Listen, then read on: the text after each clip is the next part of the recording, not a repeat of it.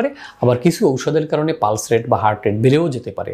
সুতরাং আপনি যদি ঔষধ খেয়ে থাকেন কোনো কিছুর জন্য, প্রেশারের জন্য বা অন্য কোনো রোগের জন্য ঔষধ খান, এবং আপনার যদি তখন পালস ওঠানামা করে, তাহলে আপনি চিকিৎসকের সাথে আলাপ করে নেবেন যে স্যার আমার পালস তো অনেক বেশি বেড়ে যাচ্ছে বা কমে যাচ্ছে, তাহলে এই ঔষধগুলো অ্যাডজাস্ট করার প্রয়োজন আছে কিনা, তিনি ঔষধ অ্যাডজাস্ট করে দিবেন।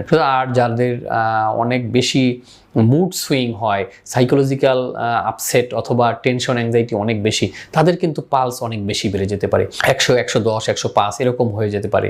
এবং আপনারা যদি তখন একটু রিল্যাক্সেশন কোনো টেকনিক প্র্যাকটিস করেন, তাহলে দেখবেন যে আবার কাম ডাউন হয়ে যাবে এবং পালস আবার কমে যাবে, হার্ট রেট কমে যাবে, এবং আপনি যদি শান্ত হয়ে যান দেখবেন যে পালস আপনার আবার নর্মালের মধ্যে চলে আসবে। সুতরাং এটা নিয়েও কিন্তু ভয়ের কোনো কারণ নাই। আপনাকে শুধু বুঝতে হবে যে হ্যাঁ, আমি খুব এক্সাইটেড ছিলাম, খুব অ্যাংজাইটির ভিতরে ছিলাম, সে কারণে আমার পালসটা বেড়েছিল।